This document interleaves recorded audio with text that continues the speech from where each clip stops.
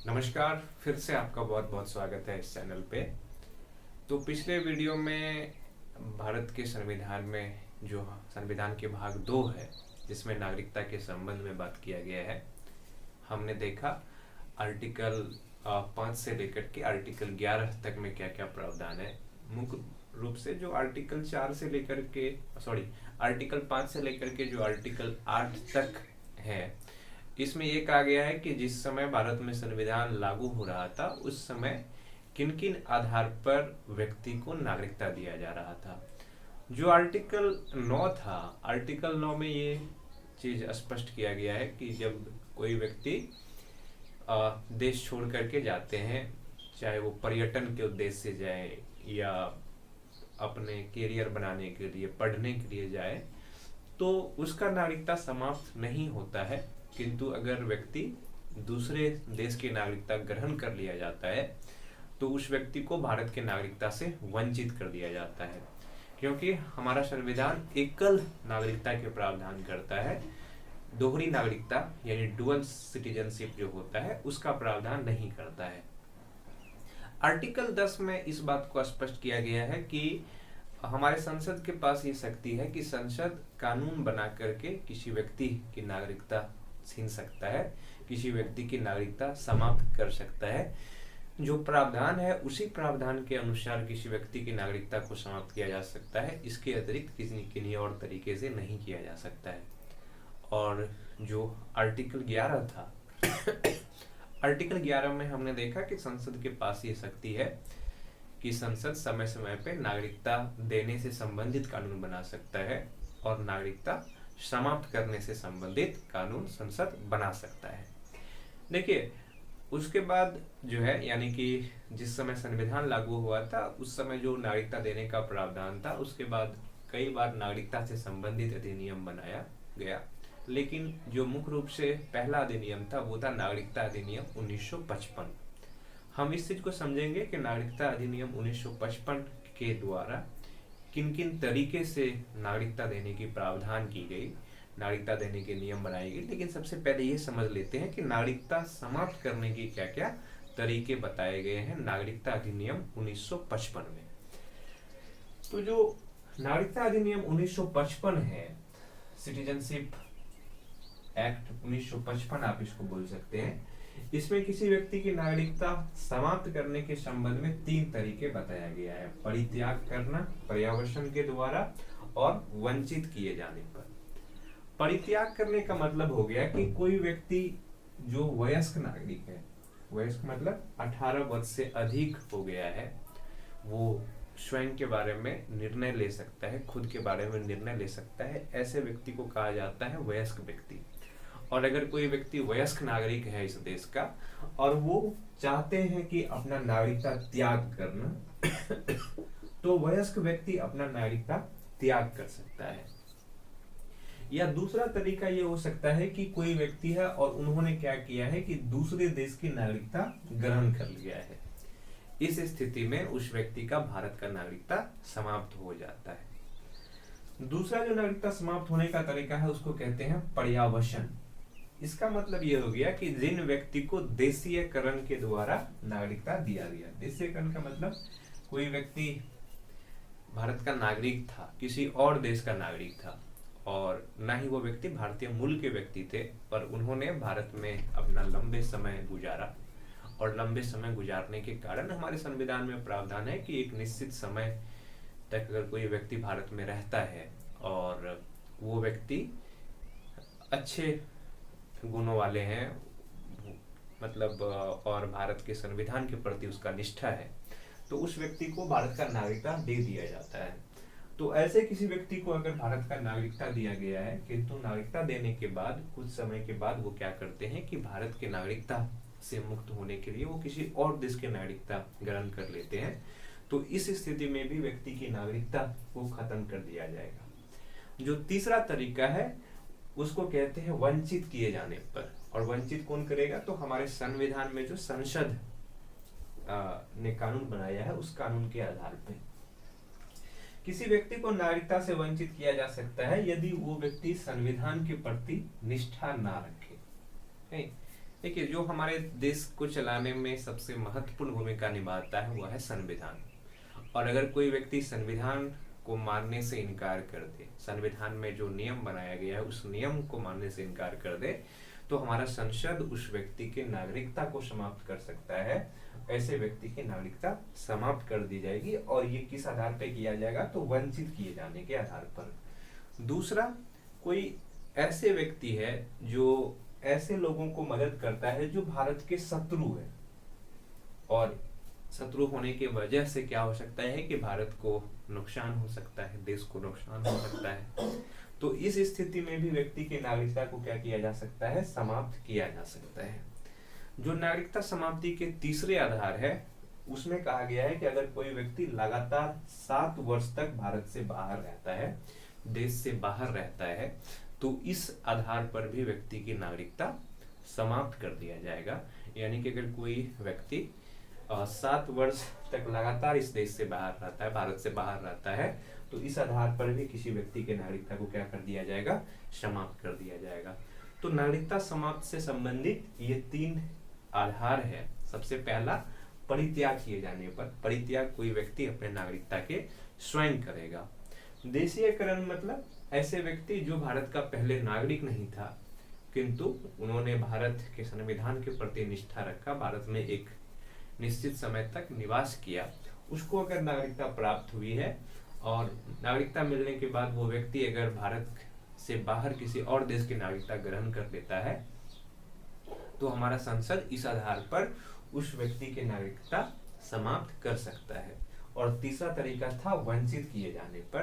किसी व्यक्ति की नागरिकता तब वंचित किया जा सकता है जब वो व्यक्ति संविधान के प्रति निष्ठा न रखे, दूसरा अगर वो किसी शत्रु देश का मदद करे, और तीसरा आधार ये हो सकता है कि अगर वो लगातार 7 वर्ष से अधिक समय अवधि तक भारत से बाहर रहे, तब इन 3 आधार के आधार पर किसी व्यक्ति की नागरिकता को समाप्त कर दिया जाएगा। अब हम देखते हैं कि 1955 के जो नागरिकता अधिनियम था, सिटीजनशिप एक्ट था, उसमें नागरिकता देने के संबंध में क्या क्या प्रावधान था, किन किन आधार पर किसी व्यक्ति को नागरिकता दिए जाने की बात की गई है।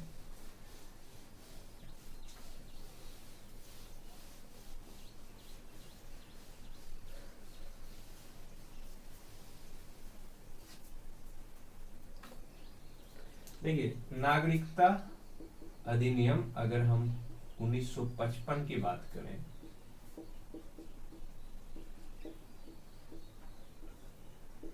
अधिनियम 1955, नागरिकता अधिनियम 1955 में अगर हम देखें किसी व्यक्ति को किन किन आधार पर नागरिकता दिया जा रहा है, तो हमको कुछ इस तरीके से समझना होगा। सबसे पहले जन्म के आधार पर,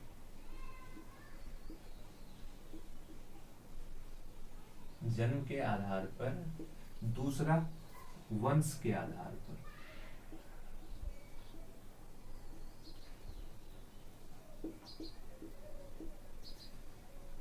तीसरा देशीयकरण द्वारा, और उसके बाद पंजीकरण द्वारा, पंजीकरण द्वारा। जो नागरिकता अधिनियम 1955 था, हम उसके संबंध में देख रहे हैं कि नागरिकता अधिनियम 1955 में किन किन आधार पर किसी व्यक्ति की नागरिकता दिया जा रहा है। तो पहला तो जन्म के आधार पर, दूसरा वंश के आधार पर, तीसरा देशीयकरण द्वारा, और चौथा था पंजीकरण द्वारा, और 5वां आधार था विदेशी भूमि अर्जित करने पर उस क्षेत्र के नागरिकों को, विदेशी भूमि के अर्जन पर, अर्जन मतलब किसी विदेशी भूमि को अर्जित करने पर व्यक्ति को नागरिकता दिया जाता था। अब हम इन 5 आधार को समझते हैं कि इनमें अलग अलग जो बात की गई है, इनमें क्या क्या बात इससे संबंधित है। तो इनमें देखिए, जो पहला आधार है, पहला इन्होंने कहा कि जन्म के आधार पर, जन्म के आधार पर। इसका मतलब ये हो गया कि अगर किसी व्यक्ति का जन्म भारत में हुआ है, जन्म कहाँ हुआ है? भारत में। भारत में कब?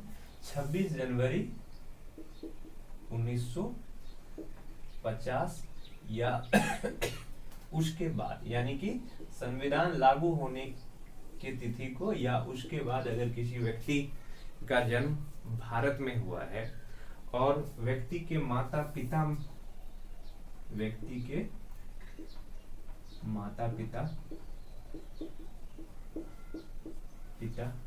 में से दोनों या कोई एक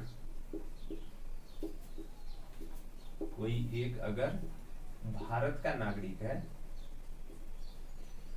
भारत का नागरिक है। पहला जो आधार है इसको कहते हैं जन्म के आधार पर नागरिकता। और जन्म के आधार पर नागरिकता जो सिटीजनशिप एक्ट 1955 है उसमें जो दिया जाता है, उसमें सबसे पहले ये देखा जाता है कि व्यक्ति का जन्म भारत में हुआ है और जन्म कब हुआ है? 26 जनवरी 1950 को या उसके बाद। उसके बाद कंडीशन ये है कि उस व्यक्ति के माता पिता में से दोनों का या किसी एक का जन्म अगर भारत में हुआ है तो उस व्यक्ति को क्या मान लिया जाएगा? उस व्यक्ति को तब भारत की नागरिकता, इंडियन सिटीजनशिप दे दिया जाएगा। इसमें जो दूसरा आधार है वह है वंश के आधार पर नागरिकता।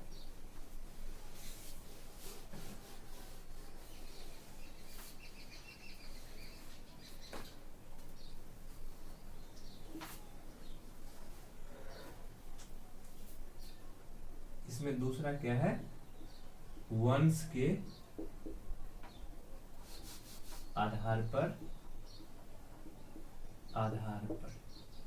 देखिए, इसमें चूंकि वंश के आधार पर दिया जा रहा है तो इसमें जो तिथि है वो ये देखा जाता है कि 26 जनवरी 1950 या उसके बाद।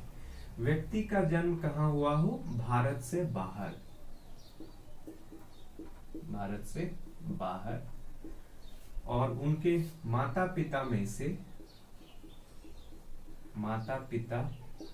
में से किसी एक का जन्म भारत में हुआ हो।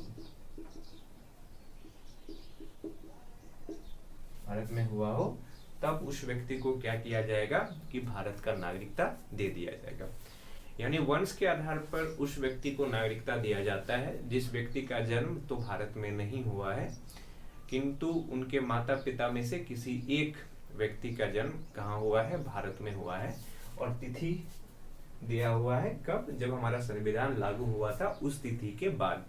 क्योंकि संविधान लागू होने से पहले जो नागरिकता का प्रावधान है वो हमारे संविधान में तो उल्लेख कर दिया गया है। और ये चीज उल्लेख किसमें है? नागरिकता अधिनियम 1955 में। ऐसे व्यक्ति को किस तरीके से नागरिकता दिया जाएगा? जिस व्यक्ति का जन्म भारत से बाहर हुआ हो। कब? संविधान लागू होने के बाद। लेकिन जो शुरू में था ना, शुरू में ये कंडीशन था कि किसी भी व्यक्ति को भारत का नागरिकता तभी दिया जा सकता है अगर उसका जन्म भारत से बाहर हुआ है जब उसके पिता का जन्म भारत में हुआ हो। अगर किसी बच्चे का जन्म भारत से बाहर में हुआ है और उसके पिता अगर भारत का नागरिक है तब तो उसको नागरिकता दिया जाता था। किंतु अगर किसी व्यक्ति का जन्म भारत से बाहर हुआ है पर अगर उनके पिता का जन्म भारत में नहीं हुआ हो, यानी कि उनके माता का जन्म भारत में हुआ हो, तो उस व्यक्ति को नागरिकता शुरू में नहीं दिया जाता था। यानी कि अगर कोई भारतीय महिला किसी विदेशी नागरिक से शादी करती है और उसके शादी के बाद उसके बच्चे का जन्म भारत से बाहर होता है तो उस बच्चे को भारत का नागरिकता नहीं दिया जाता था। किंतु जो हमारे नागरिकता अधिनियम है कौन सा 1992 में एक संशोधन हुआ। 1992 में जो सिटीजनशिप एक्ट था उसमें क्या हो गया कि संशोधन हुआ और इसमें ये चीज जोड़ दिया गया कि माता के जन्म के आधार पर भी नागरिकता दिया जाएगा। यानी कि अगर किसी बच्चे का जन्म भारत से बाहर हुआ है पर उनके माता का जन्म भारत में हुआ है या उनके माता भारत के नागरिक है तो इस आधार पर बच्चे को भारत की नागरिकता मिल जाएगा। जो इसमें तीसरा है वह क्या है, वह है पंजीकरण द्वारा, रजिस्ट्रेशन द्वारा नागरिकता।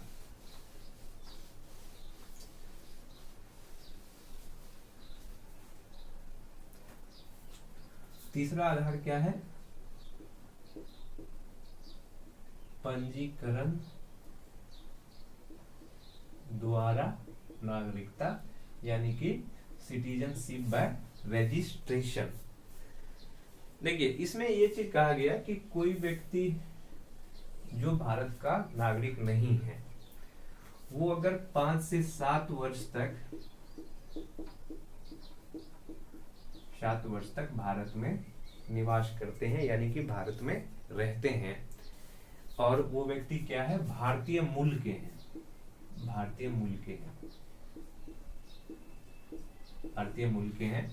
संविधान लागू होने के बाद की बात ये हो रहा है कि अगर कोई व्यक्ति भारतीय मूल के हैं और वो अगर भारत में 5 से 7 वर्ष तक रहते हैं, तो ऐसे व्यक्ति को नागरिकता दिया जाएगा, किसके द्वारा, पंजीकरण के द्वारा। दूसरा, ऐसे व्यक्ति जो भारत के नागरिक नहीं है, यानी कि अगर किसी व्यक्ति या किसी स्त्री या किसी पुरुष का जो है वो भारत से बाहर हुआ है, तो उस स्थिति में, यानी कि किसी व्यक्ति ने बाहर के किसी महिला या पुरुष से शादी किया है, तो उसको नागरिकता दिया जाता है पंजीकरण के द्वारा। तो ऐसे लोग अगर 5 से 7 वर्ष तक भारत में रहते हैं तो उसको भारत का नागरिकता मिल जाता है। जो नागरिकता देने का तीसरा प्रावधान है वो है देशीयकरण द्वारा।